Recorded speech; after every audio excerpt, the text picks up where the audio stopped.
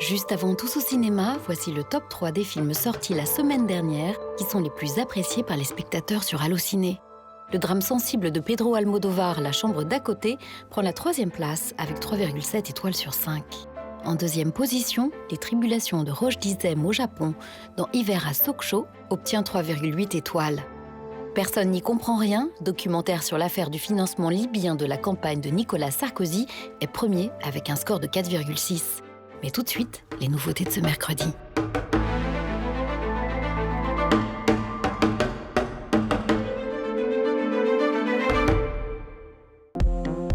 Cette nouvelle semaine de cinéma offre un panel bien représentatif de difficultés et dangers potentiels à affronter pour résoudre des problèmes de taille entre des disparitions inexpliquées. Si j'ai choisi cet uniforme, c'est pour faire bouger les choses. Des soucis avec le petit dernier qui n'est pas dans son état normal. Est-ce qu'il vous a dit qu'il avait l'impression d'entendre des voix? Ou ceux qui veulent jouer Antigone au théâtre dans un pays en guerre. Les acteurs, ce sont des soldats. Toi, tu l'oublies peut-être, mais la guerre, elle n'oublie pas. Ce n'est là qu'un petit échantillon des soucis que nous allons passer en revue. Rassurez-vous, tout cela n'est que du cinéma et nous n'en sommes que spectateurs. À propos de spectateurs, commençons en beauté avec le nouveau film d'Arnaud Desplechin. Je viens prendre une place pour cri et chuchotement, s'il vous plaît. T'as quel âge? J'ai 16 ans, madame. Une réflexion poétique sur ce que signifie d'être dans la vie, comme dans les salles obscures, des spectateurs. Toi, Delphine, tu es déjà allée au cinéma, hein? Oui, j'ai été avec toi, maman. Oui, et toi, pas encore? Non, mais j'ai regardé des films sur ta télé. Ouais, c'est vrai. Mais tu vas voir, le cinéma, c'est complètement différent. J'avais trouvé ma maison. J'aimais bien penser au film comme à une maison. Et vous voyez, il y aurait différentes pièces. Et donc, le film n'est pas chronologique. Il y a différentes pièces. Et vous pouvez rentrer dans la pièce. Et à chaque fois, il y a l'actrice ou l'acteur qui joue le rôle principal qui vous accueille.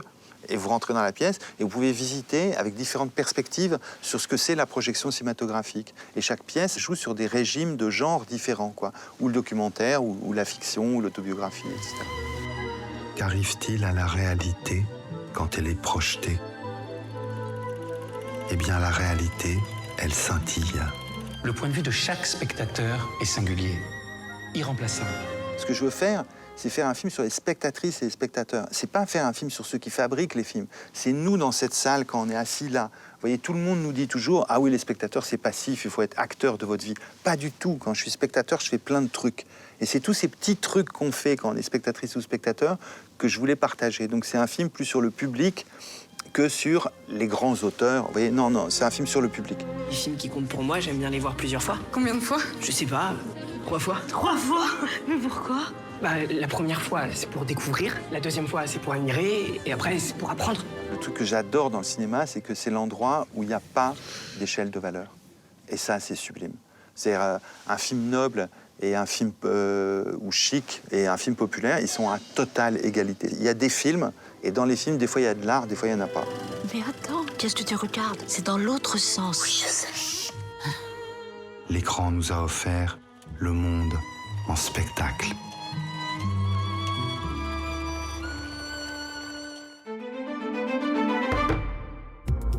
Les spectateurs qui aiment avoir peur n'ont pas eu longtemps à attendre en 2025 pour avoir la première livraison de chez Blumhouse.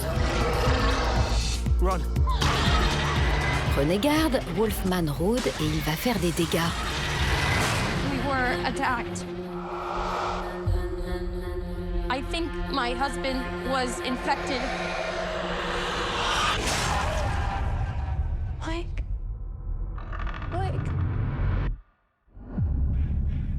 Daddy. Hurry, Mommy is coming. Parce que l'homme est un loup pour l'homme, le dossier Mal d'Aurore de Fabrice Duvels est librement inspiré de l'affaire Dutroux. Cécile et Elina n'ont que 7 et 8 ans. Leur disparition inquiète les enquêteurs qui n'écartent aucune piste. Une performance en or pour Anthony Bajon, qui excelle en gendarme obsessionnel, poussé dans ses retranchements par un système défaillant. Marcel de Dieu, c'est lui? Il a déjà été condamné pour viol sur mineur. J'ai monté personnellement une opération pour en avoir le cœur net. L'opération Mal d'Aurore. On a tous été rattrapés par une histoire complètement folle, sordide, où on était témoin en fait des dérèglements, des dysfonctionnements graves. Comme le dit Fabrice, c'est pas un fait divers, c'est un scandale d'État. Je me suis dit, je vais revenir à cette affaire et je vais l'attaquer frontalement par le biais, le regard, le point de vue d'un jeune gendarme idéaliste comme moi, j'étais à 20 ans. De Dieu aménage ses caves depuis 2 ans. Belle d'Aurore est une opération de surveillance exclusivement. Vous allez lui coller au basque et le choper en flagrant délit. Il y a 2 grandes questions qui irriguent absolument tout le film. C'est la question de la justice et la question du mal. La justice, c'est simplement que peut faire un honnête homme dans une société où la justice dévisse. Et la question du mal, mais qu'est-ce que c'est le mal en fait? Est-ce que c'est 3 mecs dans une cave qui font des saloperies à des gamines? Ou est-ce que c'est la guerre des polices, la rétention d'informations ou la corruption? Pourquoi est-ce que vous refusez de partager les éléments de l'enquête avec les parents des victimes? Ce ne sont pas les citoyens qui mènent l'enquête. Dans mon coffre, c'est pas mon boulot. Tu dors pas, tu manges pas. Paul, tu peux rien faire. Je vous parle d'un trafic de pédophiles dont on connaît même pas l'ampleur. Ça pue là. C'est terminé, Chartier là. Non, mais non, mais putain. La suite, elle est d'autant plus déchirante qu'il perd tout, quoi. Putain, mais vous voulez pas vous bouger un peu les flics, là? Il perd tout, il perd sa raison, il perd sa femme, il perd son uniforme, leur enfant, il perd tout. Mais c'est pour ça que cette obsession, elle est aussi grande et qu'au fur et à mesure que l'entonnoir progresse, l'obsession devient de plus en plus grande. Parce que quitte à tout perdre, autant vraiment aller jusqu'au bout et découvrir la vérité, quoi. Gendarmerie, ouvrez! Voilà, vous avez une cave ici, vous pouvez me la montrer?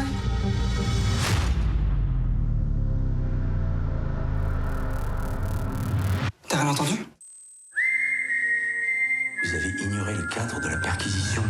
J'ai entendu, je suis pas fou. Je voulais modestement, mais avec beaucoup de panache, leur rendre l'intégrité de Paul Chartier. Parce qu'il y a un déni de justice en Belgique. C'est un trauma, mais un déni de justice. Et ce trauma, en fait, a été oublié aujourd'hui ou refoulé tellement loin que les gens n'osent plus en parler.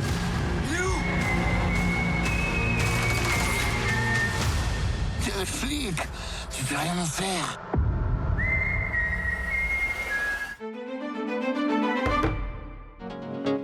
Autre drame, familial cette fois, Je suis toujours là nous plonge dans les heures sombres du Brésil des années 70.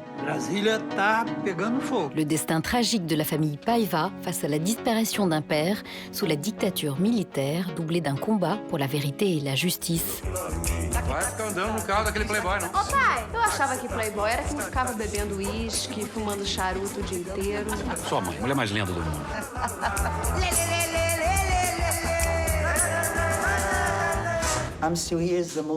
Je suis toujours là est un film centré sur une famille progressiste dans les années 70 au Brésil. Selton Mello interprète un député qui était en exil suite au coup d'État militaire survenu en 1964.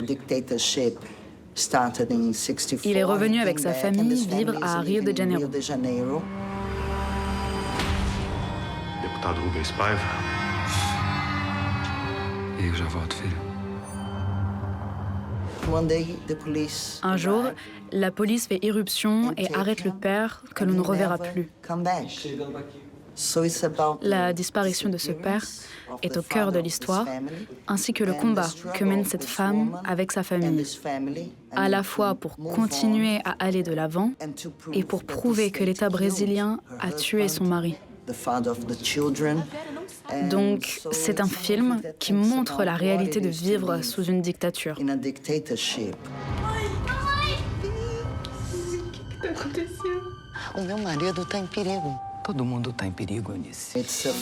C'est un film basé sur un livre écrit par Marcelo Rubens Paiva, le fils de ce député, qui est devenu un auteur célèbre au Brésil. J'étais très émue en voyant le film de réaliser que le jeune Marcelo, alors âgé de 10 ans, allait un jour écrire ce livre sur son père qui allait faire l'objet d'une adaptation au cinéma. D'une certaine manière, ce film représente le corps de cet homme qui n'est jamais réapparu. Il a juste disparu. Como é que alguém entra na tua casa, leva o teu marido, leva ele preso e depois diz: sumiu. O Estado tem questões mais urgentes do que tentar remediar o passado? Não.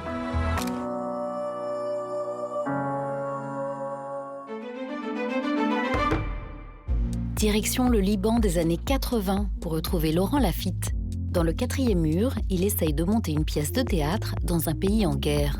Il faut que cette pièce existe. Il faut qu'on existe. Sur la base d'un thriller, le nouveau film de David Olofen tente de démontrer que l'art peut avoir un impact positif sur le monde. C'est la première fois à Beyrouth, n'est-ce pas? Ouais. Hey, voilà. Vous venez pour le théâtre? Toutes les communautés sont partantes. Français, French. Maronites, chiites, druzes, palestiniens. J'y comprends rien, moi, cette guerre. J'ai jamais foutu les pieds au Liban. Ça va être très bien. Merci. Ce qui est universel, c'est qu'est-ce qu'un artiste peut vraiment faire concrètement, puisqu'on parle d'un metteur en scène qui part dans un pays en guerre, en l'occurrence le Liban, qui va à Beyrouth monter Antigone d'Anouilh et qui a ce fantasme un peu utopiste de réunir des acteurs de toutes les communautés qui s'affrontent et d'arrêter la guerre pendant 2 heures sur une scène de théâtre bombardée d'ailleurs. Et il va être confronté à la vraie tragédie.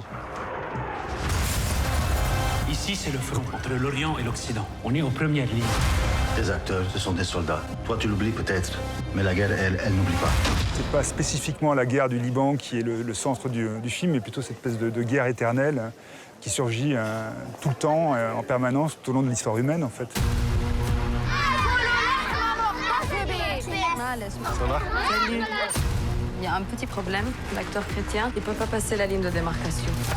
Dans le travail de metteur en scène de cinéma, comme dans le travail de metteur en scène de théâtre, on ne peut pas gagner toutes les batailles. Donc Georges, il choisit ses batailles. Le plus important, c'est de réunir des gens qui sont censés se faire la guerre sur scène. S'il faut faire des concessions aux chiites, s'il faut faire des concessions aux Palestiniens, il les fera. Mais c'est ce que fait un cinéaste quand il fait un film. Tu poses aucune question. Tu ne regardes pas dans les yeux. Tu es impur. Jouer un rôle, c'est lié au péché. C'est... haram. Ce film, c'est une interrogation sur quelle est la fonction de l'art, quel est son pouvoir de transformation du monde. Et c'est des questions qu'on se pose, évidemment, quand on est comédien, quand on est metteur en scène. Tu vas arrêter la guerre pendant 2 heures? Et tu sais qu'est-ce que c'est, la guerre? Tu dois fuir, Georges. Sors! Maintenant, tu sais pourquoi tu es venu.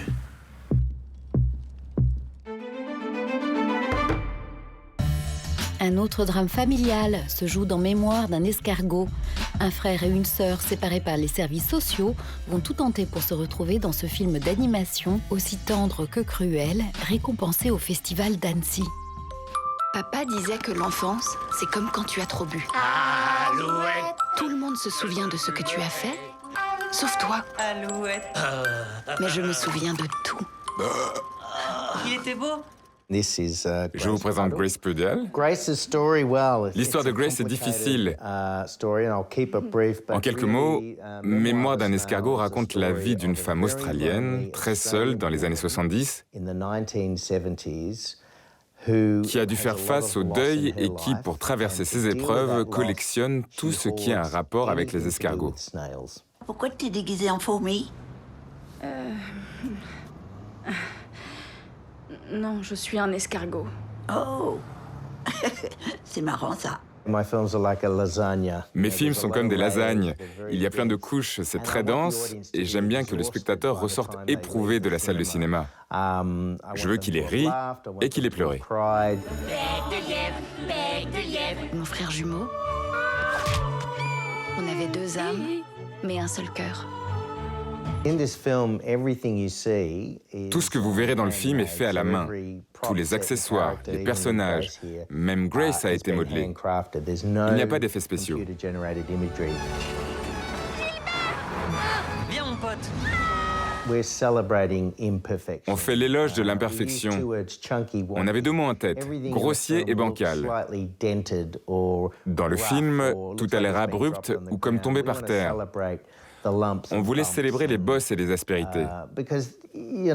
Parce que la vie est imparfaite. Nous sommes tous imparfaits. Et l'idée de perfection est absurde. Grace, le moment est venu de sortir de ta coquille. Salopard! La vie est une tapisserie magnifique. Mais on ne peut la vivre qu'en marche avant.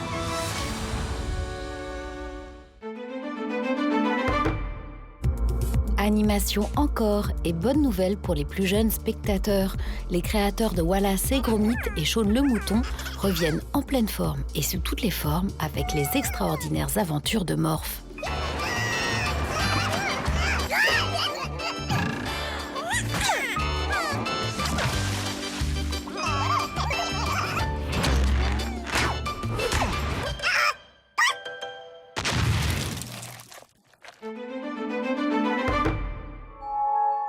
C'est aussi une aventure extraordinaire que traverse Cécile de France dans Par amour. Elle y joue une mère proche du burn-out, dont l'enfant semble entendre d'étranges voix. Simon ? Comment ça va à la maison? On se dispute assez souvent. Vous pensez que ça peut venir de nous? Il a quelque chose de grave. Qu'est-ce que tu fais, Louis? Je ne poserai pas la question de cette manière. Est-ce qu'il vous a dit qu'il avait l'impression d'entendre des voix?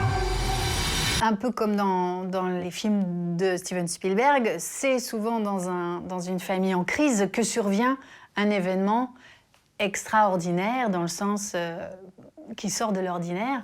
Et c'est ça qui va faire basculer la famille. Et est-ce que cet événement surnaturel va les sauver? Pourquoi tu veux pas me dire? Parce que tu vas pas me croire. Bah bien sûr que si, pourquoi je te croirais pas? Quand je suis dans l'eau, j'entends des sons. Beaucoup d'enfants ont un monde imaginaire très riche. On va pas lui laisser croire qu'il entend vraiment des trucs. Je sais ce qui est bien pour mon enfant. En fait, dans le principe du récit fantastique, le héros, souvent, est perdu. Il ne sait pas si ce qu'il a vu est réel, s'il est devenu fou, et du coup, ça l'empêche d'agir, ça l'empêche de demander de l'aide. Maman, il y a plein d'eau! Regarde! L'enfant va décider d'en parler à sa maman. Et c'est leur amour, en fait. C'est son instinct de maman qui va aussi décider de l'accompagner dans cette aventure extraordinaire. Et elle aussi, c'est en renouant avec son âme d'enfant qu'elle va pouvoir se libérer de cette charge mentale, etc., dans laquelle elle est emprisonnée au début du film. Est-ce que vous pensez que quand on croit très fort à quelque chose, on peut finir par le voir? Je voulais que tous ces personnages, que cette famille, que cette femme, que ces enfants, on y croit beaucoup, que les gens se reconnaissent. Donc c'est pour ça qu'il me fallait que ce soit réaliste, sinon là, ça ne marchait pas. Et que le fantastique surgisse au milieu de ce drame très réaliste.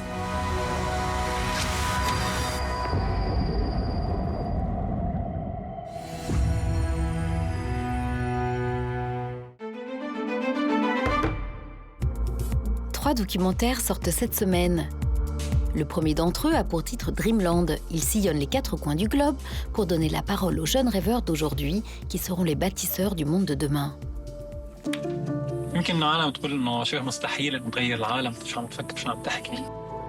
Hvordan resten af verden fungerer, men det med, at man kan starte et sted som... 7 promenades avec Mark Brown propose un voyage bucolique avec un célèbre botaniste anglais dans la campagne normande. C'est important de filmer et de ne pas faire des photos. Il y a l'âme de la plante, là.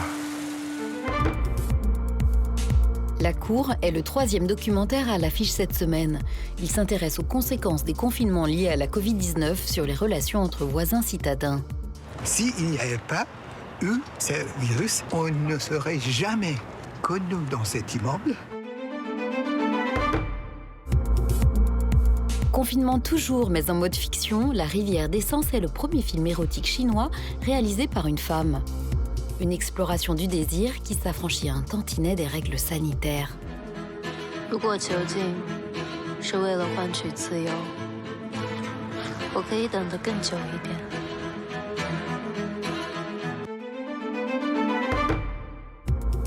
Encore et toujours du désir.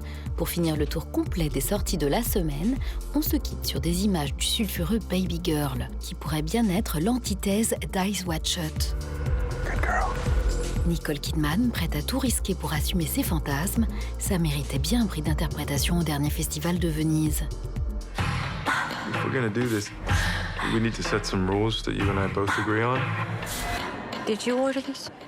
Starting with, I tell you what to do and you do it. C'était Tous au cinéma, l'émission qui vous a fait voir ce que vous allez voir. Does that turn you on when I say that?